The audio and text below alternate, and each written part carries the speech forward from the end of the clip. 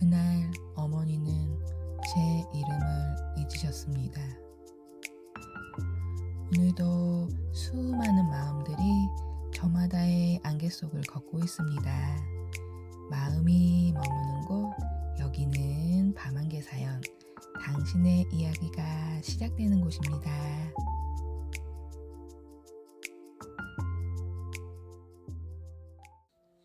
오늘도 누군가는 자신이 짊어진 책임을 버티며 살아갑니다. 저 역시 그랬습니다. 3남 1녀 5식구의 장남, 가족의 기둥이라는 말이 제 이름처럼 따라다녔습니다. 어려서부터 다짐했습니다. 내가 버텨야 한다. 그래야 가족이 산다. 가난은 익숙했고 희생은 당연했습니다. 하지만 마음 한켠에는 작은 희망이 있었습니다. 언젠가 이 무거운 짐을 내려놓고 내 삶을 찾을 수 있기를. 그 언젠가는 35에 찾아왔습니다.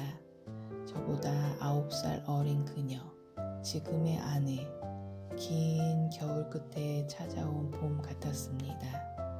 그녀의 웃음은 삭막했던 제 마음에 처음으로 햇살을 들여놓았죠.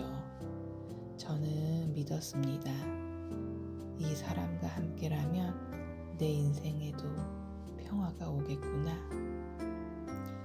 결혼식 날 어머니는 환하게 웃으셨습니다. 우리 큰아들 이제야 장가가는구나. 그 말 한마디가 얼마나 따뜻했는지 모릅니다. 그 웃음은 제가 버텨온 세월의 상처를 한순간에 어루만져주는 듯 했습니다. 저는 다짐했습니다. 이제 고생은 끝났어. 앞으로는 좋은 일만 가득할 거야. 하지만 그 다짐은 단 한 달 만에 산산조각 났습니다. 어느 날 부엌에서 마늘을 까던 어머니가 멍하니 손을 멈춘 채 중얼거리셨습니다. 이게 뭐였더라? 저는 웃으며 엄마, 마늘이잖아요 라고 말했지만 마음 한켠이 싸늘해졌습니다. 며칠 후 어머니는 냄비에 불을 켜놓은 채 잊어버리셨고 자신의 방을 찾지 못한 채 거실을 서성였습니다. 저는 애써 외면했습니다. 하지만 불안은 나날이 커져만 갔고 결국 병원을 찾았습니다. 의사의 한마디가 저의 세계를 무너뜨렸습니다. 알츠하이머 치매 초기입니다. 숨이 멎는 듯 했습니다. 결혼식 날 가장 행복하게 웃던 어머니의 얼굴이 떠올랐습니다. 58. 아직 젊은 나이에 치매라니. 그날 이후 제 인생은 다시 가족의 책임이라는 굴레로 되돌아갔습니다. 이제 막 시작된 줄 알았던 행복은 그 진단과 함께 허망하게 무너졌습니다. 신혼의 달콤함은 사라지고 그 자리를 대신한 것은 무거운 죄책감과 두려움이었습니다. 저는 다시 장남으로 돌아왔습니다. 남편이 아닌 아들로, 꿈꾸는 청년이 아닌 책임의 이름으로 저는 믿었습니다. 고생은 끝났다고. 하지만 착각이었습니다. 진짜 시련은 이제 막 시작이었습니다. 그날 이후 제 삶은 천천히 어둠 속으로 가라앉기 시작했습니다.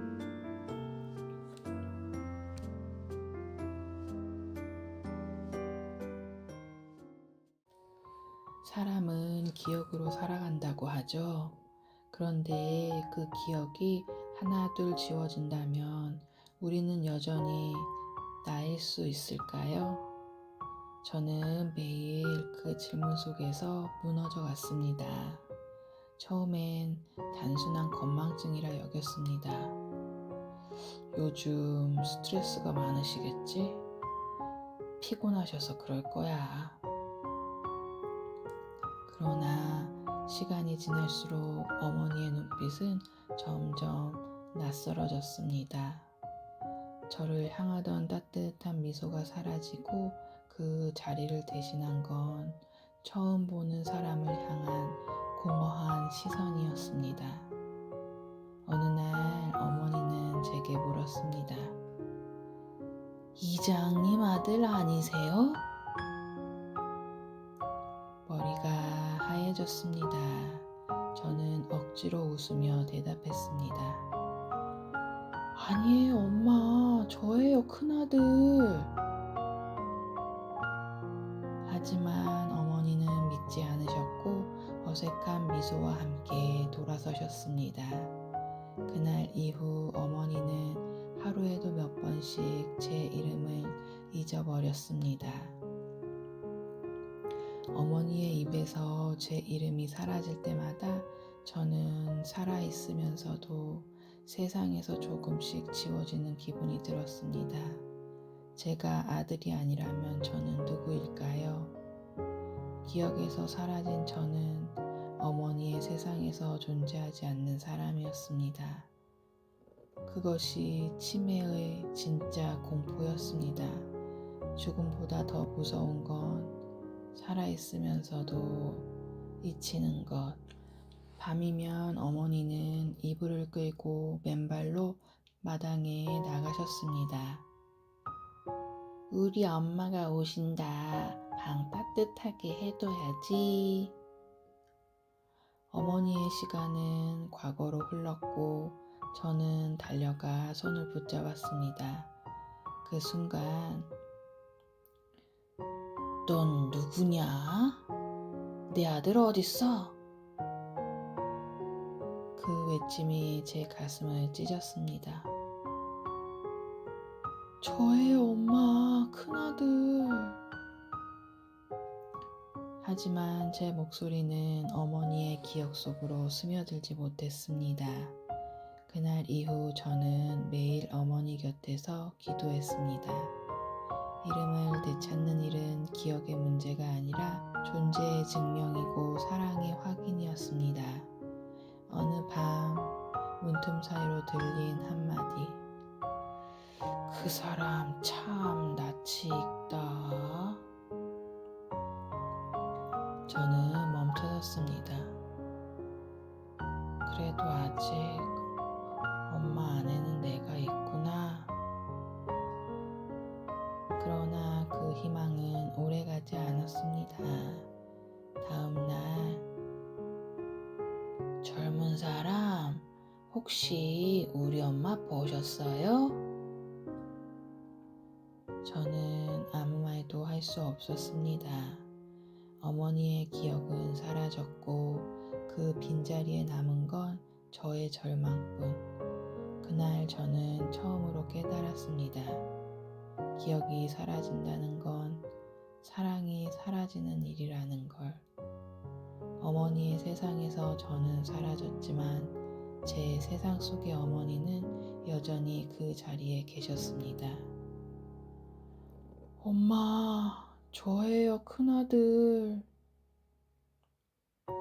오늘도 저는 어머니를 기억하고 있습니다.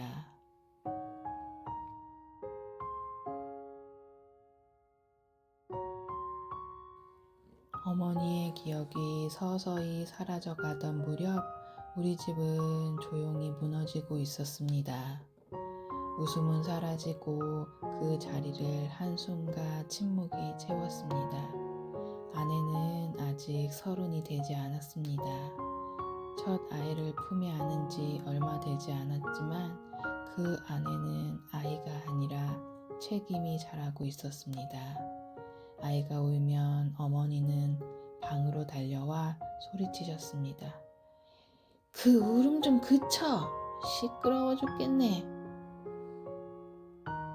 그때마다 아내는 놀란 채 아이를 품에 안고 조용히 울었습니다. 그녀의 젊음이 이 집안에서 천천히 갇혀가고 있었습니다. 그리고 그 벽을 세운 사람은 저였습니다. 퇴근 후 집에 들어서면 아내는 아이를 안은 채 말없이 저를 바라봤습니다. 그날 밤 그녀가 물었습니다. 당신은 가족을 위해 사는 거야? 아니면 무너지는 게 두려워서 버티는 거야? 그 말은 제 가슴을 찔렀습니다. 저는 대답하지 못했습니다. 저는 가족을 위해 산다고 믿었습니다. 하지만 사실은 두려움 때문에 버티고 있었습니다. 무너질까봐 놓을 수 없었던 것들, 어머니의 치매, 아이의 울음, 아내의 침묵, 그 모든 소리가 얽혀 제 안에서 폭풍처럼 휘몰아쳤습니다. 어느 날 밤 아내가 조용히 물었습니다. 당신 나 미워하지? 저는 고개를 저었지만 그녀는 힘없이 웃으며 말했습니다. 나도 어머니 미워. 근데 미워해서 미안해. 그 순간 저는 세상에서 가장 나쁜 남자가 된 기분이었습니다. 그녀는 저 때문에 미움과 죄책감 사이에서 매일 무너지고 있었고, 저는 그 중심에서 아무것도 하지 못했습니다. 그날 이후 저는 아내의 눈을 마주치지 못했습니다. 사랑이 무너질 때 그 끝에는 분노가 아니라 침묵이 있었습니다. 그리고 그 침묵은 우리가 아직 서로를 포기하지 못했다는 신호이기도 했습니다. 저는 두 여자의 사이에서 매일 조금씩 부서져 갔습니다. 어머니는 저를 잊어가고 아내는 저를 이해하지 못했습니다. 그리고 저는 그들 모두에게서 서서히 사라지고 있었습니다. 당신이라면 사랑이 무너질 때 무엇을 먼저 지키셨을까요?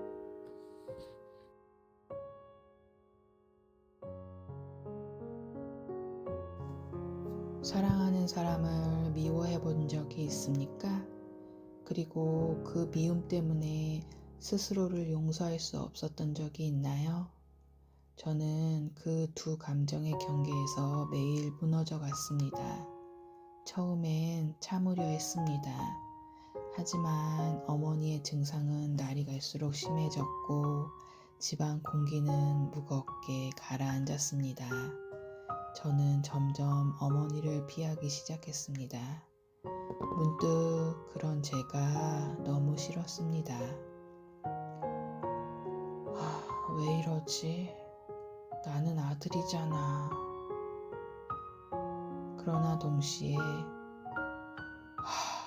왜 하필 우리에게 이런 일이? 라는 말이 끌어올랐습니다. 그 두 감정이 뒤섞여 제 안에서 부글거렸습니다.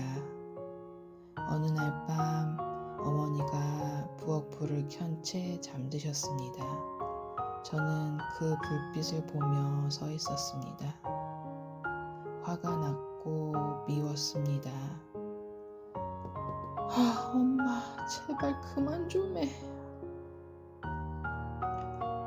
목구멍까지 차오른 그 말은 끝내 입 밖으로 나오지 못했습니다. 그 한마디를 내뱉는 순간 저는 아들이 아닌 괴물이 될 것 같았으니까요. 그날 밤 술을 마셨습니다. 한 잔, 두 잔. 거울 속에는 낯선 얼굴이 서 있었습니다. 어머니를 미워하는 남자, 아내에게 미안한 남자. 가족을 위해 산다고 말하면서 정작 가족을 잃어가고 있는 남자. 그게 저였습니다. 말수는 줄었고 아내가 물었습니다. 당신 이제 나랑 대화하기 싫어? 저는 대답할 수 없었습니다. 아니, 어떤 말도 할 자격이 없었습니다. 어머니를 향한 미움, 아내를 향한 미안함, 그리고 스스로에 대한 혐오, 그 감정이 뒤엉켜 저를 완전히 마비시켰습니다. 저는 퇴근 후 차 안에서 시간을 보냈습니다. 어두운 골목, 꺼진 엔진, 번지는 불빛. 그때마다 어머니의 목소리가 머릿속에 울렸습니다. 우리 큰아들 고생 많다. 그 말이 들릴 때마다 가슴이 미어졌습니다. 사랑해서 미워하고 미워해서 아픈 사람, 그게 바로 저였습니다. 인간은 누구나 자신이 선하다고 믿습니다. 하지만 진짜 공포는 악이 아니라 모순이었습니다. 사랑하는 사람을 미워하고 지켜야 할 사람을 원망하며 끝내 아무것도 하지 못한 채 무너져가는 자신을 바라보는 일. 그것이 제가 견딜 수 없었던 두려움이었습니다. 저는 점점 스스로를 믿지 못했습니다. 나는 좋은 아들이 아니야. 나는 좋은 남편도 아니야. 제 마음속 죄책감이 스스로를 괴롭히기 시작했습니다. 아내는 여전히 제 옆에 있었지만 더 이상 제게 기대지 않았습니다. 어머니의 병보다 무서운 건 사랑이 식어가는 침묵. 저는 매일 그 침묵 속에서 천천히 죽어갔습니다.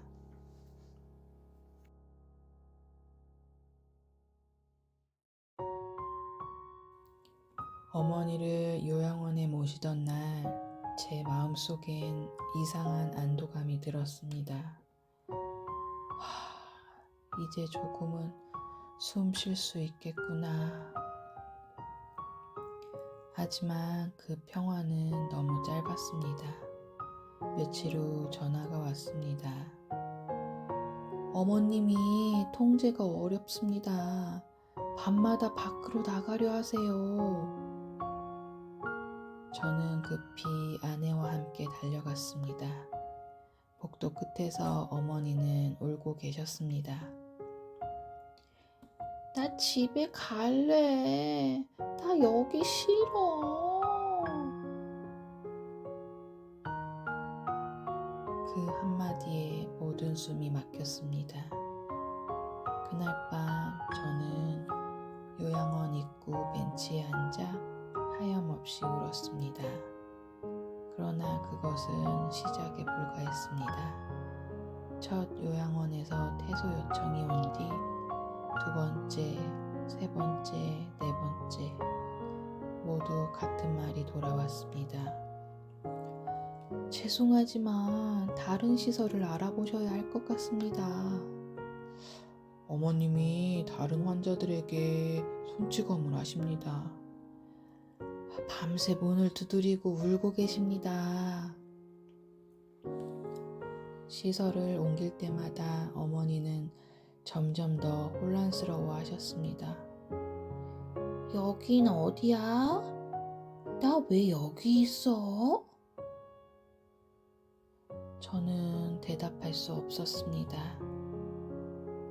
엄마, 잠깐만 조금만 참자. 하지만 어머니의 눈빛은 이미 원망으로 가득했습니다. 너는 나를 나를 버렸어. 그때부터 저는 어머니의 눈을 피하기 시작했습니다. 그 눈빛이 너무 두려웠기 때문입니다. 나는 정말 엄마를 버린 걸까? 그 질문이 매일 밤 저를 잠 못 들게 만들었습니다. 며칠이 지나기도 전에 또다시 전화가 왔습니다.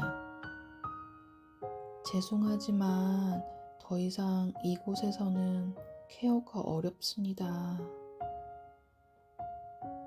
그 한 문장이 제 심장을 찔렀습니다. 5번째 요양원에서도 우리는 퇴소를 통보받았습니다. 더 이상 어머니를 받아줄 곳은 없었습니다. 어머니는 점점 쇠약해졌고 저 또한 사람다운 표정을 잃어갔습니다. 도움을 구할 곳이 없다는 사실, 그 잔인한 단절이 우리를 무너뜨렸습니다. 제가 버티던 이유는 단 하나, 어머니를 잃지 않기 위해서. 하지만 아이러니하게도 그 잃지 않으려는 마음 때문에 모든 것을 잃어가고 있었습니다. 아내는 점점 말이 없어졌고 저의 어깨는 더 구부러졌습니다. 그리고 어느 날 원장이 조용히 말했습니다. 아드님, 이제 집으로 모시는 게 어떨까요? 저는 고개를 들지 못했습니다. 그 말은 곧 어디에도 어머니의 자리는 없다는 뜻이었으니까요. 그날 밤 빗물 흐르는 창문을 바라보며 저는 무너졌습니다. 세상에, 우리를 받아줄 곳이 없다니. 그 깨달음은 어떤 죽음보다 잔인했습니다. 그날 이후 집이라는 단어를 저는 쉽게 입에 올릴 수 없었습니다. 집은 더 이상 머무는 곳이 아니라 버텨야 하는 곳이 되었으니까요. 여러분이라면 가족의 자리를 어디에 두셨을까요?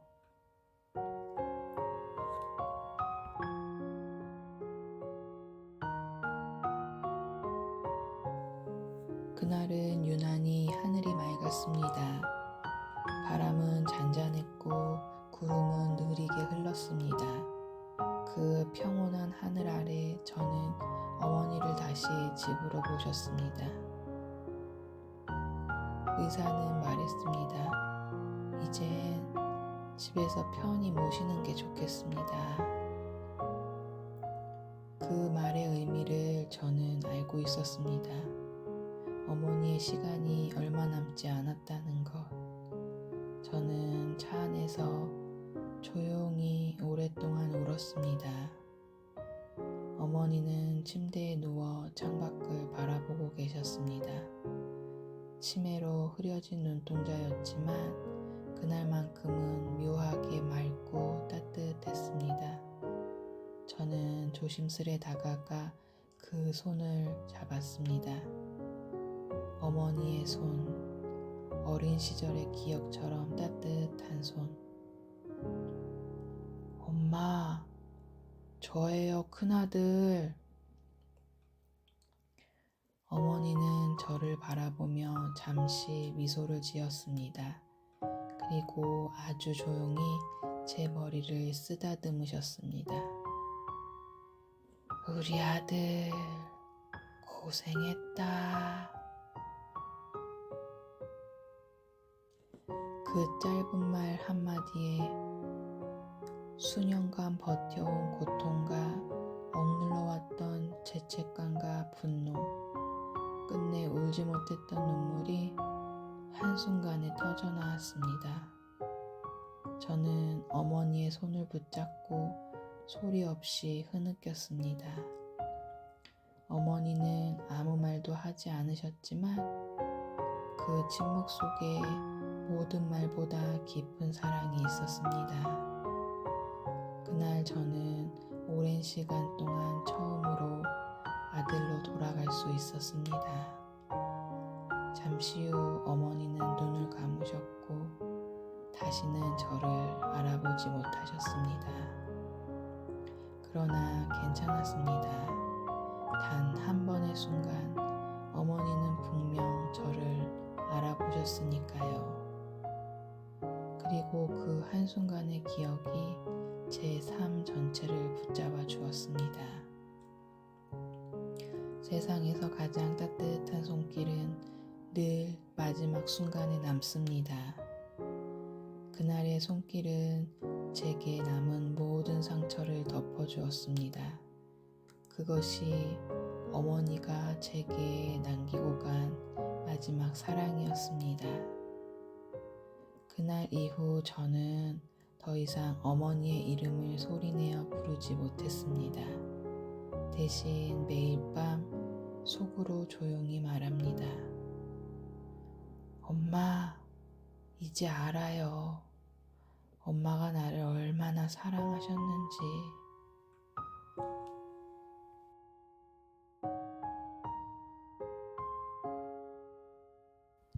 어머니를 떠나보내던 날 저는 울지 않았습니다. 너무 오랫동안 혼자서 많은 눈물을 흘렸기에 이제는 눈물조차 말라버렸던 걸지도 모릅니다. 장례식 내내 저는 장남으로서의 역할에 집중했습니다. 인사를 하고 절을 하고 손님을 맞이하며 감정이 없는 기계처럼 움직였습니다. 누군가 물었습니다. 이제 편해지셨죠? 저는 대답할 수 없었습니다. 편해진 건 육체였을지 몰라도 마음은 그 어느 때보다 무겁게 가라앉아 있었으니까요. 시간이 지나며 조금씩 평온이 돌아오는 듯 했습니다. 아이들 웃음소리가 집안을 메우고 아내의 얼굴에도 미소가 번졌습니다. 저는 다짐했습니다. 이제 정말 끝났다고. 이제는 웃으며 살아야 한다고. 그러나 그 평온은 오래가지 않았습니다. 어느 날 아내가 검진을 받고 돌아온 날 그녀의 얼굴은 창백했습니다. 괜찮아? 그녀는 고개를 저으며 미소 지었습니다. 당신 너무 걱정하지 마. 그냥 피곤한 거야. 그 미소가 불안의 미소라는 걸 저는 단번에 알았습니다. 며칠 후 병원에서 전화가 왔습니다. 남편분 되시죠? 추가 검사가 필요합니다. 그 말 한마디가 제 안에 숨죽어 있던 공포를 깨웠습니다. 저는 다시 익숙한 병실의 냄새를 맡고 있었습니다. 소독약과 눈물의 냄새. 의사는 조심스레 말했습니다. 조기 발견이라 다행입니다. 하지만 꾸준한 치료가 필요합니다. 저는 고개를 끄덕였지만 머릿속은 새하얘졌습니다. 왜 이번엔 아내일까? 신은 왜 이렇게 잔인한 순서를 정해놓은 걸까? 집으로 돌아온 아내는 평소보다 더 조용했습니다. 저는 일부러 아무 말도 하지 않았습니다. 어머니의 병으로 배운 것은 때로는 말보다 침묵이 더 큰 위로가 된다는 사실을 알았기에. 하지만 그날 밤 잠든 아내의 얼굴을 보며 저는 또다시 두려움에 빠져들었습니다. 저는 깨달았습니다. 제 인생의 고통은 언제나 사랑하는 사람에게 사랑에서 시작되었다는 걸. 사랑은 늘 저를 구원했지만 동시에 가장 깊이 파괴했습니다. 그날 밤 저는 어머니의 마지막 손길을 떠올렸습니다. 우리 아들 고생했다. 그 말이 다시 귓가에 울렸습니다. 이번엔 제가 아내의 손을 잡았습니다. 당신 괜찮을 거야. 이번엔 내가 지켜줄게.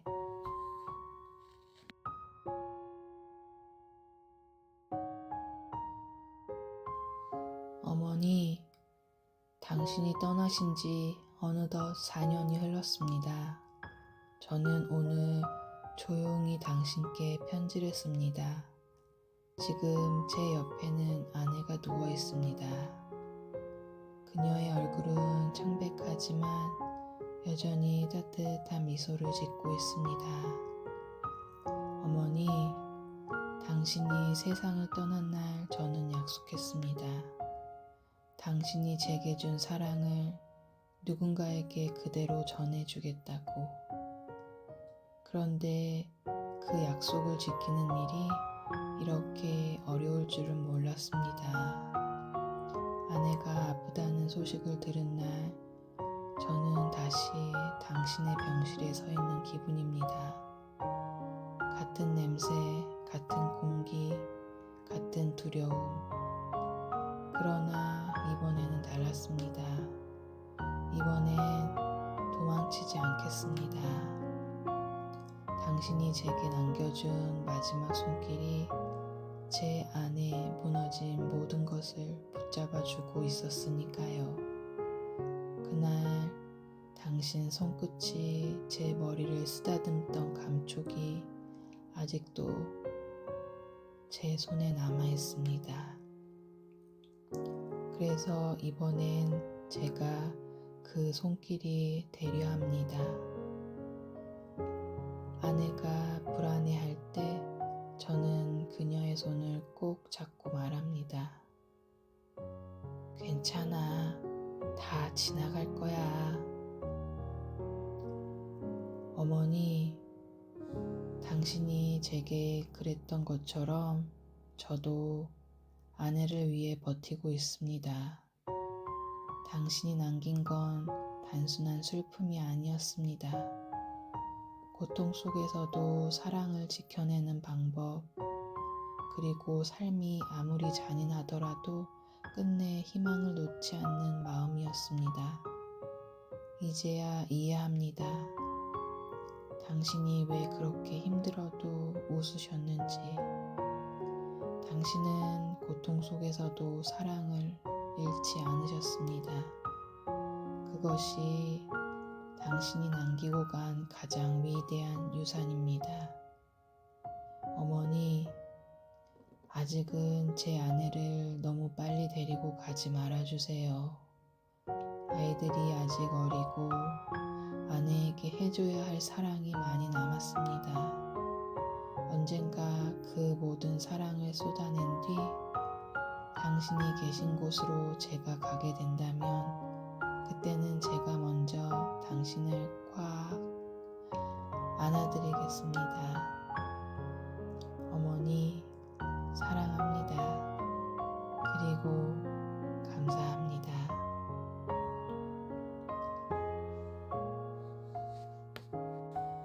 이 이야기처럼 당신 곁의 사랑도 오늘 누군가를 지키고 있을지 모릅니다. 이 영상이 마음에 들었다면 다음 사연도 우리 함께 해요. 지금 이야기가 마음에 남았다면 당신의 기억을 댓글로 남겨주세요. 그 한 문장이 누군가의 위로가 될지도 모릅니다.